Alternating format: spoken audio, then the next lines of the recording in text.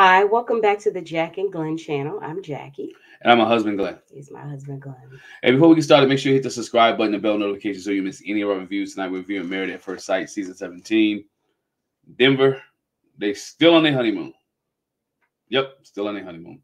We want to get started. Let's start with Becca and Austin. Okay.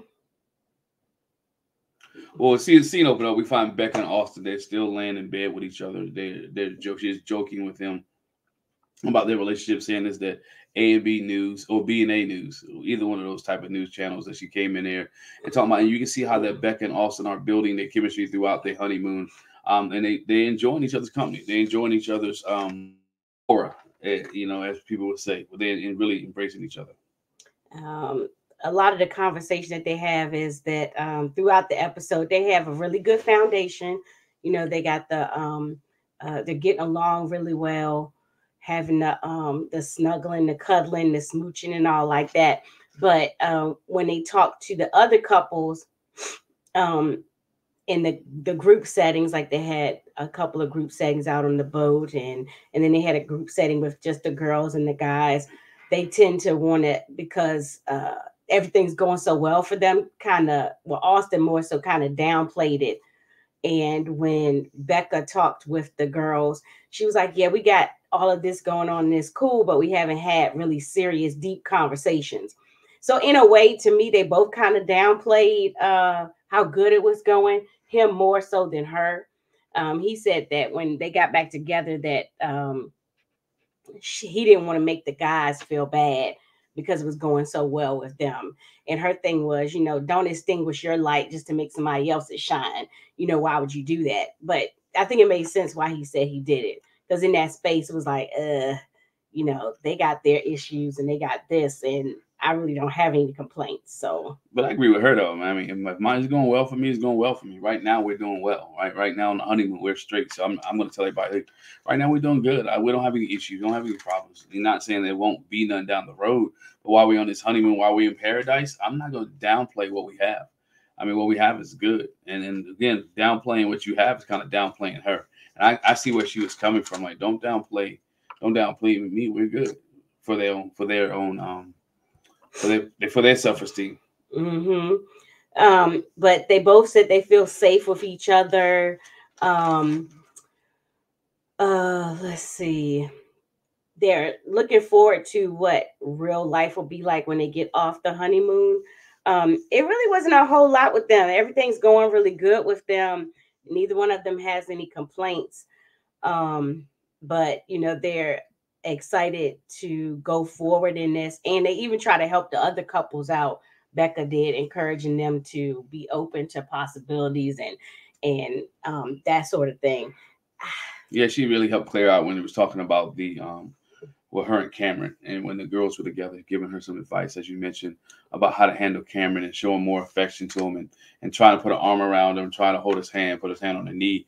I think her and Lauren was both giving her that type of advice, but more so Becca, that she was I don't want to call her. Yeah, she's giving advice in this season. There's always one in every season, and this season is Becca.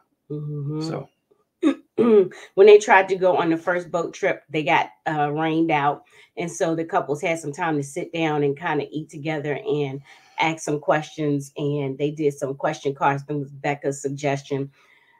So each one of them asked somebody else a question. So for Becca, her question was, what's the most fulfilled area you have in your life? And this is where I said after having a conversation with Austin, she was able to highlight for them, like, I'm not going to downplay this right now. Romance is the biggest area that I feel fulfilled. And she shared that in that space. And then later on, we see Becca and Austin and Lauren and Orion, when they get a redo or take two of the boat trip, that they get to share how, it's been talking to each other. It's been easy. It's been real comfortable. She said she wanted a genuinely good person, and she feels like she got that with Austin. Austin again says, you make me feel safe. I feel like she has my back. And they're just really having a good time together right now. They enjoy each other. I'd be surprised when they get back home to see. I feel like it would take a lot to kind of rock their boat. Yeah, he's not. I mean, again, she has not had any health challenges neither, and you never know until you get back to the house, get back home, and tell how that would affect their lifestyle. Mm-hmm. So The only other thing that the conversation between Becca and Austin and Lauren and Orion is that, he says he doesn't have any real fears about what may happen when they get back. Becca said that she's an overthinker, so she does have these scenarios that play out in her mind, but she also, instead of focusing on what could go wrong, she's kind of more looking at what could go right, and so that's the way that she's taking it. yep, nothing on that. I mean, they're doing all right. They're moving along. Yep. All right. Who's next? CNC, Claire Cameron. Let's go. All right. So for Claire and Cameron, we see them wanting to see the fun side of each other. We kind of saw a little bit of a breakthrough with them because they got to go do the splatter painting. Yeah, I thought it was a big breakthrough. I think, you could see the quirky, funny side of him, but she also was willing to let her hair down in that situation and let him be him. First, when he threw the paint at her, I thought, like, dang, that's rude. But then I thought seeing them throw paint at each other, and I thought that was more, they was engaging because he was a little aggressive, and she mentioned it. Like, he was playing aggressive. But it was fun for her. I think they opened up a lot through the painting situation. Yeah, but he sure did ruin her clothes. She said later she was not able to get that paint out of that white. It was just yeah. Like a little cover, but I mean, same thing. His stuff was ruined, but I think if you take them having ruined clothes or a better relationship, I think they take the better relationship out of the ruined clothes. Oh yeah, for sure. I was just saying that she said later because Keisha asked her on the after party about her clothes. She was like, "Yeah, I didn't come clean." Yeah, it took some while to get. She also said, I think she said it took us a while to get some out their hair too. Yeah, but like she did have fun with Cameron and got to see a different side of him. And when their thing when they got with the guys and the girls is that Cameron was talking about how he's actually attracted. He is attracted to Claire. Mm-hmm. That they had like that breakthrough moment when they had fun doing the splatter painting, but on the flip side,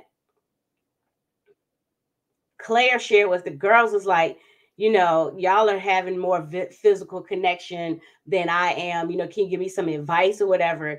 And we know it seems like y'all's attraction is more so there than ours. But he's saying to the guys, I am attracted to her, but it's not translating from one to the other. Because he's awkward. They don't have that. They don't have the conversations with each other. They finally, eventually, did have the conversation with each other when they was on the boat. But he's not having that conversation with her about how he really feels and how it's moving along and how. And she's not having that either. For her to be a therapist or a counselor, she's really overthinks a lot of things, and she doesn't apply her own stuff. Because if you feeling attracted to him, why would you wait for him to make the move? Like I think one of the girls told him that gave her that advice. Like, you make the first move. And she was like, well, I don't know if he receive it. Well, how would you know if you don't ever do it? Like, you're holding back. And I think that's the thing, even with this Married at First Sight. If you're here for Married at First Sight, don't hold back. Not that you're trying to just put your tongue down that person's throat, but there's subtle things you can do. Put the hand on the knee, put the hand around the shoulder, grab them close, hug them, hold their hand to see if that physical attraction is there. And they was doing nothing. Yeah, he said to the guys that she's not, even though she's a good communicator, she's not been great at helping him understand what she wants. She says they haven't kissed, they haven't cuddled. And the girl's question to her was, well, who would initiate it? Like, right. Is it okay for him to initiate it? And they just encouraged her, like, let him go through with it. If he makes a move, let him go through with it. And she was like, I don't think that he would make a move. And they were like, but he did, because in a previous setting where they all were together, he put his arm around her. And she was like, no, he didn't. And she had to think about it. She was like, well, yeah, he did. Yeah, but why can't she make the move then?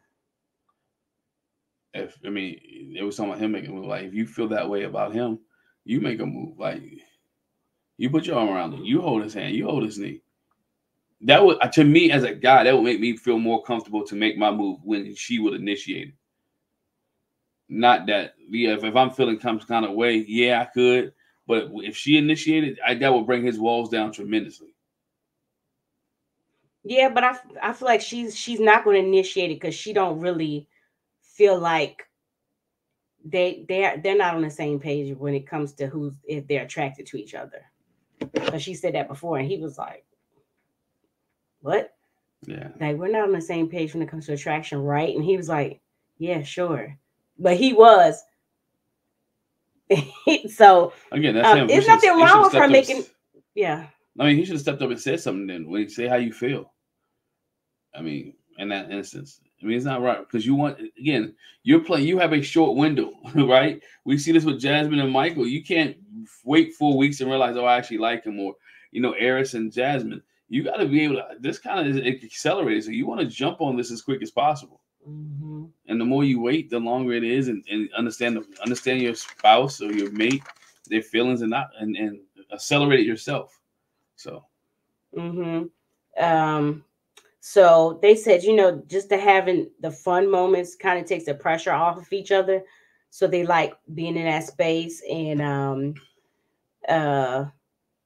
he said he felt like overall through the paint splattering and the get-togethers with the couples, even on the boat, that he feels like the vibe has changed. Yeah. They feel more comfortable when it comes to affection. When they were on a boat, he's talking to her. He had his arm around her. But that was the second take. When they missed the first time going on the boat, when they were sitting in there talking and asking questions, I think he had something on his face and she got something off his face. They're working their way to being more touchy-feely. But yeah, the biggest thing on the bus was when he sat away from her. And she was sitting on the bus, and he sat away. He moved, and she's like, "Why did you move?"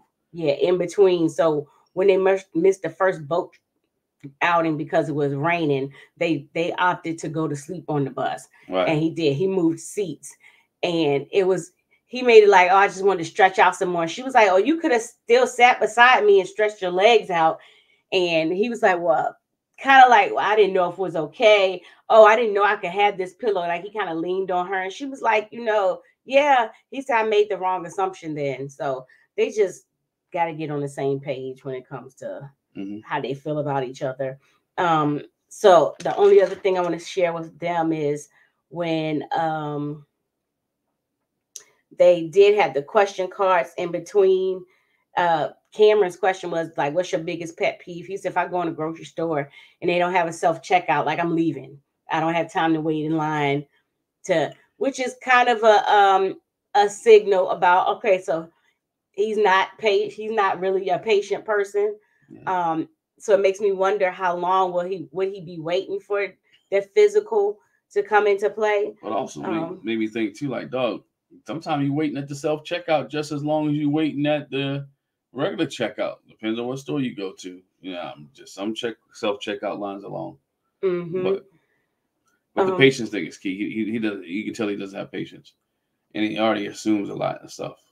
Yeah. So Claire's question was, "What's the biggest life lesson you've learned?" And she was like, show the people in your life you care about them and that you love them while you have a chance. Because of course we know her brother passed away, so she can reflect on that. And she said she's had some other people pass away. She's like, never hold back your feelings. And Cameron shared that, he's been guilty of taking the people in his life for granted. And he even shared that the hard part of accepting who he is that his memories of himself don't align with who he is now. He says, like looking at a movie, like that's not actually what happened. And he talked about how in his vignette he hated school and he was a troublemaker in school, and then his parents got divorced, and all of that affected him. And I like that they were Becca and Austin in particular were very encouraging. And I think Lauren too, very encouraging of him. Like, we like the Cameron that we see right now, even with how little we know. They didn't say that, but even with how little they know about him now, they're like, we're okay with the person you are. And Claire, in that whole conversation, in Claire's vignette, she was like, she appreciated his vulnerability in the conversation, and it gave her a better understanding and appreciation of who he is. Yeah, it was good for him to open up, and then she was proud of him that he opened up in front of all those people. So, which was good for him. A good moment for him. Good moment for him. The last thing with them is they had a conversation on the boat. He felt like she's a better communicator than him, and he's not as good as a communicator as he thought he was based on their interaction. And Claire said for her, she was kind of playing the comparison between herself, her relationship, and the other couples, but she realized in having a conversation with the girls and on the boat that everybody's got their own stuff going on. And it's fair to say that they're both trying. They agreed to that. And, maybe they just need to relax. And they've had to see, how did he say it? Shoot. There was a sea change with them. Yeah. The tide was rolling out. Now it's rolling back in. Yeah. So. And he enjoyed the change. So we go to Emily and Brennan. Sure. Yeah, they had a good time. I can't remember what it's called. Flyboarding. Yeah, they went flyboarding. Even though her wrist is still hurting, her wrist is still messed up. I wonder when she actually realized how much she had damaged her arm, because on the after party she's got this funky little cast on, a splint. So I'm like, gosh, she must have really torn her wrist up, and she just didn't realize it at the time. Yeah, she must not have realized at the time. But she was a soldier. She's been holding things, gripping things, drinking, doing all that type of stuff, and her wrist has been severely sprained, as she's calling it right now. And they went flyboarding. That's what it's called. They went flyboarding. And she was a trooper. Brennan went first, and he was able to get out there and get up in the air and balance himself, and it looked pretty cool. And then she was able to go do it as well, but it took her a while. Mm-hmm. But she still fought through and was able to do it. She all said on after party, I think she said she was happy that her bathing suit was able to stay up because of all the water and everything that was shooting around. But her hair didn't hold up though. Yeah, but with the flyboarding thing, he said he could appreciate that she was a trooper. She really pushed through it. It took her a couple of times to get it right, but he liked that she was a trooper and she pushed through it. Yeah. Even again with her wrist hurting and everything.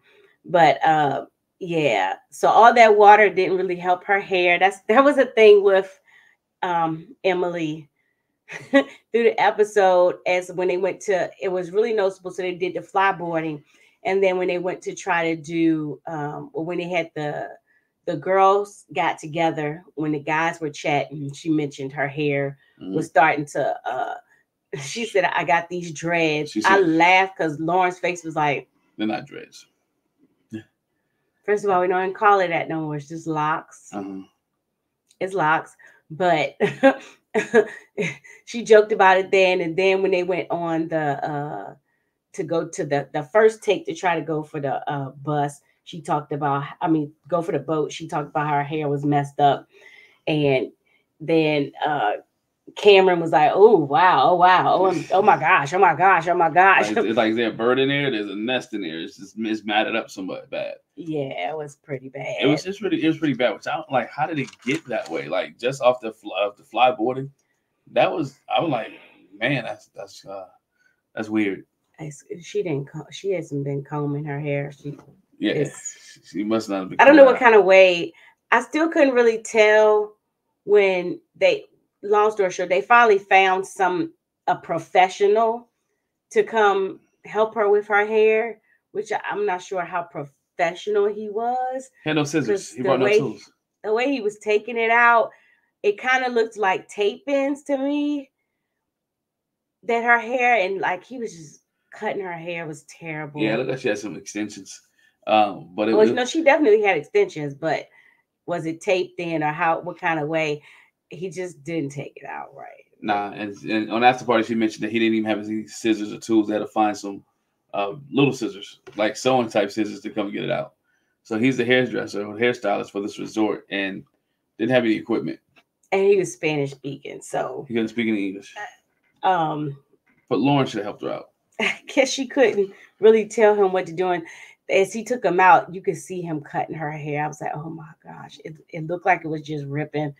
I felt so bad, but that's how long it went from them not being able to do the boat the first time to being able to do the boat. It took them like an hour and a half to get her hair together. So mind you, they went to the rest. They all sat down and ate and asked the questions. Yeah. And she found a professional to take her hair out. It was like a long time before they got to the second boat trip. But when the girls and guys got together,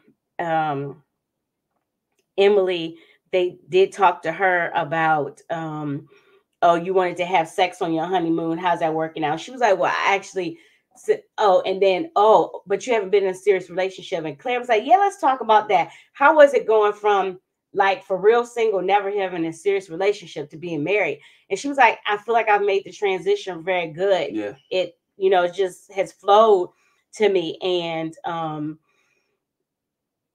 as far as the sex thing, like I'm trying to do something different, want to build a more stable emotional connection first, and then maybe possibly hopefully progress to that.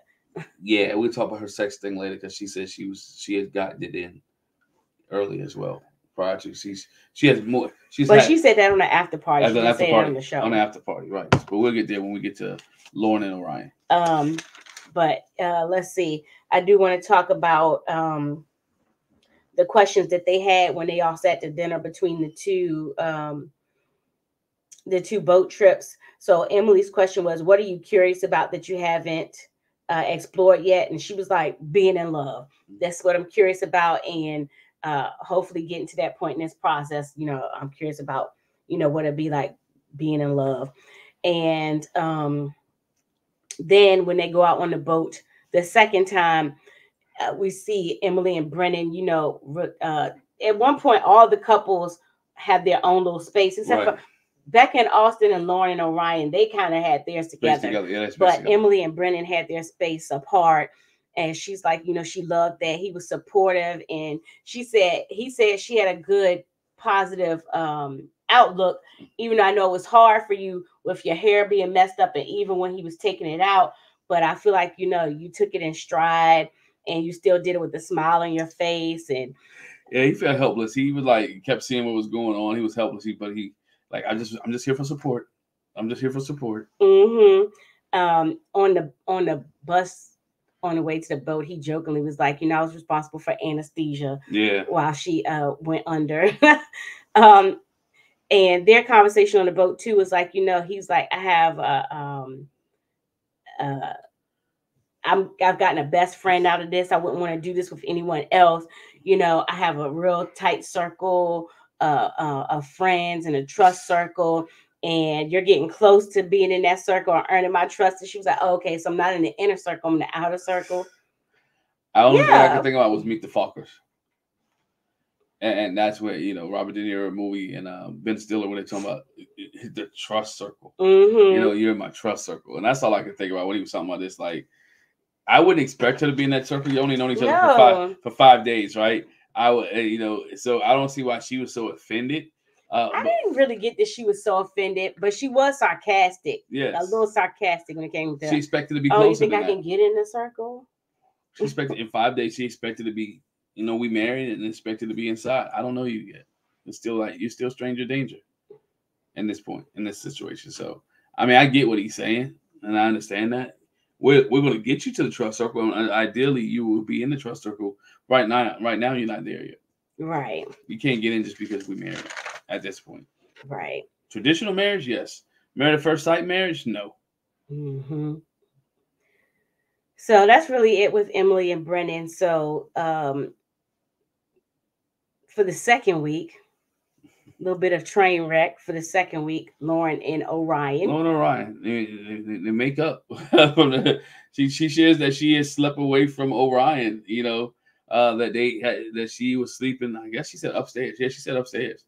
And that they slept away. She was feeling some type of way after their last discussion. Yeah, with the whole derogatory terms for Indigenous, Native Americans, and also African Americans.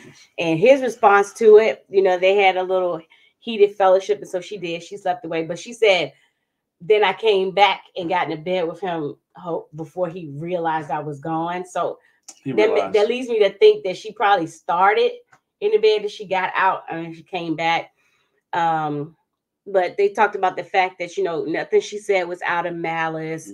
And, you know, again, I would never want to be in someone who's a minority. Also, I would never want to, you know, offend somebody and make you feel a certain way. And you got to defend it every day. And you got to defend it every day. And when she said that, I was like, oh, here we go apologizing. And I was like, what's he got to say? But he said, I wouldn't want you to feel that way either. I was like, okay, because y'all both was being the wrong when it came to that, you know. I think they both was too sensitive about that. To me, unless we missed something, it was, to me, was real sensitive. What she said was not a malice. She realized at the moment, oh dang, no wonder, I get it now. I know what a redskin is. And then she said it. Now the way she said it, he interpreted as she's being degrading them or being, but I didn't take it as that. It's like it was an aha moment. Oh, I understand now, but I apologize. But I felt like he shouldn't have taken it like that either, because she said, you know, you gave me a history lesson about what redskin was. So, okay, in knowing what that the history behind redskin, I felt like he shouldn't have been offended, because what you said is representative of what redskin is not what she commented on. Right, not what she commented on, what she did. And, you know, and he wasn't so, she was more gracious to him for using the N-word than he was gracious to her. And we see this and again. She didn't even use it. Right, she didn't. And we see this later on. He is in his feelings about a lot of things, and I think he wants her to bend over backwards to him. He's not willing to bend over backwards or to forgive or give grace in her situations. Well, what he said was, you see that there are some things I just don't give on, like my culture, my history. That's like, I'm going to stand in that. And that's you know, fine. That's fine and dandy if you do it fair. And I don't think he was fair across it. If you do it fairly and justly, man, everybody, you know, you can be pro. Just because I'm pro-black doesn't mean I'm anti-whatever. You know what I'm saying? Or because I'm pro indigenous people, being I'm anti anything else. And you can stand on your ground, but let's make sure you stand on your ground for what's for a justifiable cause. And I don't think this was a justifiable cause, because she was ignorant to the fact. So when the guys and the girls talked together, Orion's thing was, Lauren is everything I wanted in a partner, even though they had, and he didn't share this with them, but even though they had their issue, she's everything that he wanted in a partner. Lauren shared with the girls, you know, that why y'all thinking everything is hunky-dory with us, we have had some struggles, you know, because, you know, we've had our difficulties. We had to have some uncomfortable conversations. She was like, because let's face it, we are in a whole interracial relationship. Let me enlighten you. Native Americans, indigenous people are not the same as African Americans. So there is a little bit of a culture clash there. You know, she's never dated a Native American indigenous person, and he never dated an African American woman. So it's some things they have to get past there. So she was just like, you know, we're good, but we have had our bumps in the road. You know, we need to get to understand each other. You know, we're very solution oriented, and she said, I feel like I have a little bit of a learning curve, but we're getting there, being understanding of one another. Then they do, what was their question? So when they had the break in between the two boat rides, their question to each other is, what am I teaching you? And for him, he said, you know, I'm to look at the future more so, just plans for that, not necessarily. And he didn't say necessarily with us, but just, you know, I can look past this moment to the future. Lauren says, you know, I've been able to see what it means to, what it looks like to give a little more grace and be patient. Not that you've tested my patience, but I can see how to, I just felt like what's the word I want to say? She was placating. Like,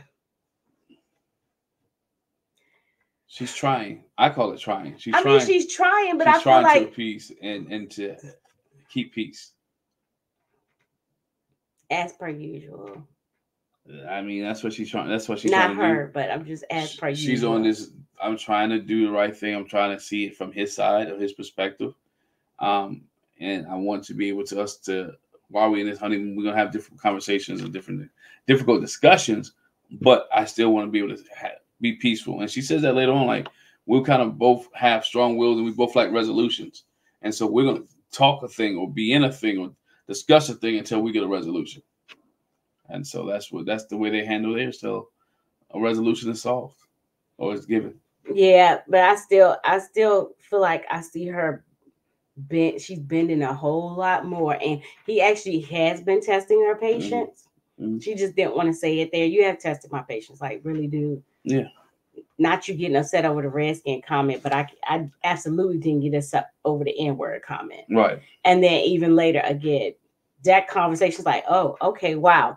But when they were on the boat, when Lauren and Orion and Becca and Austin were talking, you know, they talked about how reciprocation is big for them. That's the second time that they had the two of them had mentioned reciprocation. It's like, I've been in a place where I didn't feel like the feelings I was given was reciprocated, and we're both givers.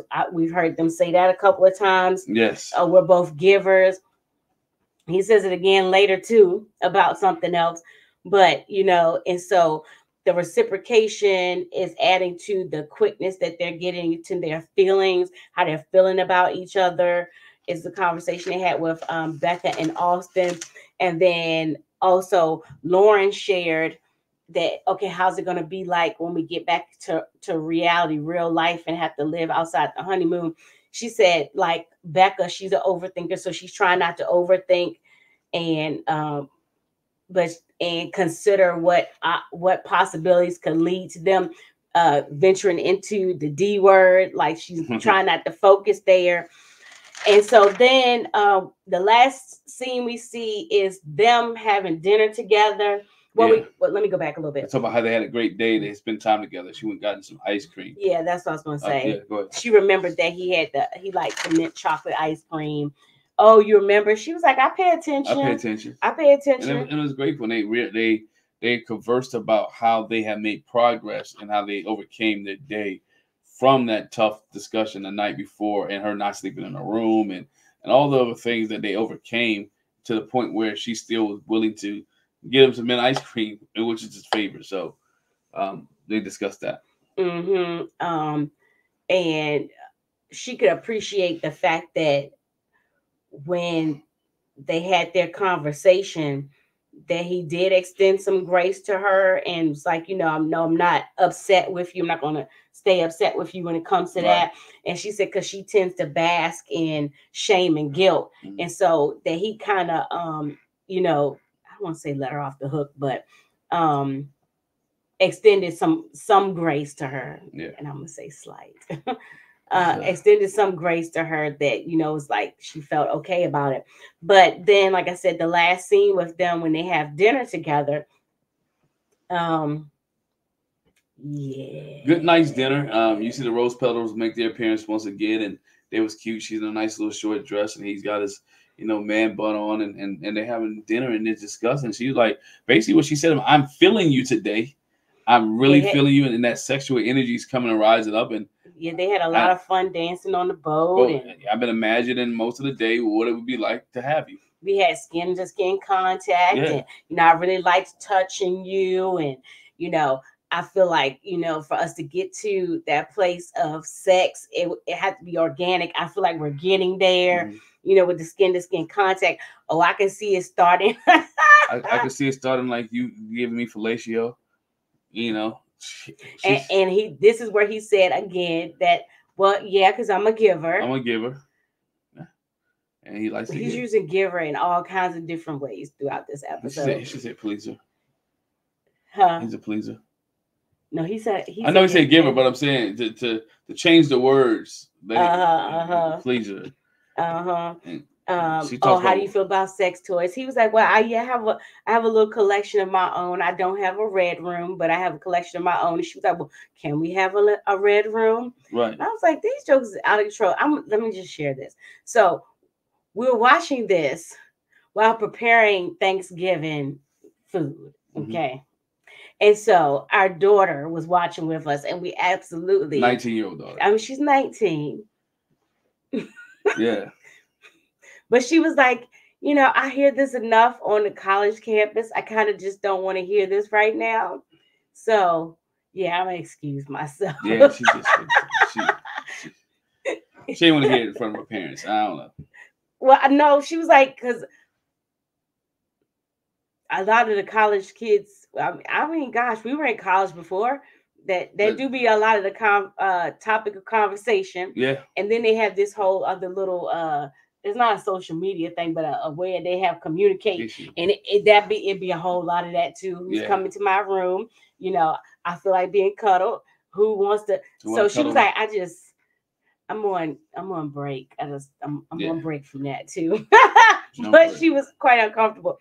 But anyway, so you know, she was like, I like to explore my partners and learn their erogenous zones. And, you know, you know, she's like, I want when we go there to be organic and you know, he says my idea before we got married or at the reception was that I would love to have sex with my wife, but I realized it wouldn't necessarily come quickly. And so then they had a whole conversation about you know, he said I wouldn't necessarily come quickly because it's been a while since I've had sex. And she was like, well, how long has it been? It was like it's been about a year and a half or whatever. And she was like, yeah, it's been some time for me too, you know, a little less time than for you, but and okay, well, how much was that time? She was like, you know, it's been about 2 months or whatever. He was like, 2 months. She said hard stop. 2 months to the day. She said. He said hard stop. He felt some type of way. I mean, he was in his feelings. He was like 2 months. It's not like she said 5 days ago. It wasn't like she said 2 weeks ago. It wasn't like she even said a month ago. It was 2 months. This is before she even got selected for the process. His thing, he said, you know, when I found out that I had gotten picked, it was like I was engaged. She was like, me too. What you mean? I didn't do this when they told me I had gotten matched. Right. You know? As far as he knows, it might be before she even fill out the application. I don't think so. 2 months, I think at that 2 month mark, they have already done the application process, and they're going through to trying to figure out if they're gonna match him with somebody. But it was definitely before she knew she got matched. Yeah. But you know, and he was like, you know, I'm thinking I'm gonna take sex off the table. He's really soft. This the part he said. He says, I know. He says, for me, like I know my worth. And, you know, I just don't hand myself out like that. And so, yeah, that's to be honest, that kind of takes sex off the table for me. That sounds like some woman stuff.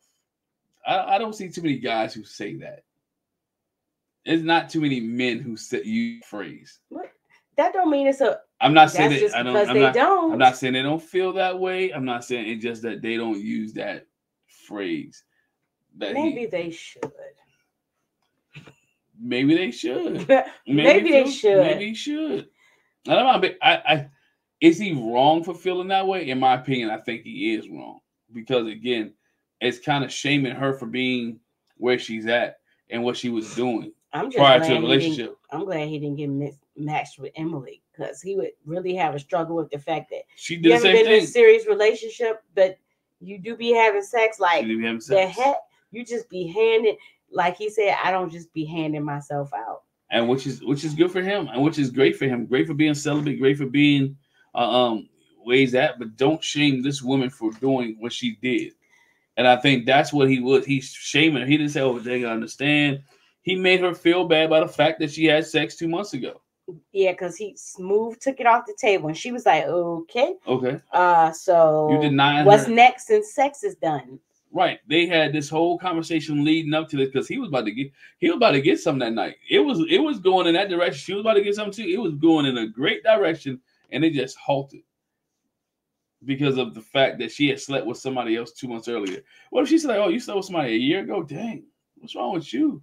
But I guess his thing is, okay, if you slept with somebody 2 months ago, that means you weren't with that person. Like I think all this went through his head. Okay, if she slept with somebody 2 months ago, that means you didn't say you were in a relationship 2 months ago. That means you just slept with somebody. Well, so he didn't say he was in a relationship a year and a half ago neither, but he could have just slept with somebody. Yeah, what? I don't get that impression from what he said, from what he went on to say. So I think all of that went through his head. It's like, okay, so if you was in a relationship with somebody, then 2 months ago when you had sex with them, you wouldn't even be in this process. So, like, what? All of that went through his head. He didn't verbalize that, but I'm sure that's what went through his head. It was an Eris or Clint situation where it was 2 weeks to the day that they got selected.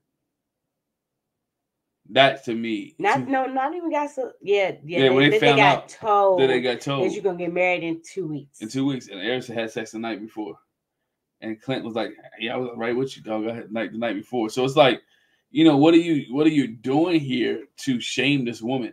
Y'all could have had a private conversation, like, who was it? Was it ex-boyfriend? Those questions that you just mentioned, that could have been, what you could have discussed, but you made her feel really bad in front of everybody, like, dang, like she was a in front of everybody. You mean the camera people? I'm talking in the world though. Now the world saw now. It. You made it seem like she was real loose and she just give it to everybody. Because you said I'm very selective how do you know that she had sex 2 months ago? She wasn't celibate for a year and a half then.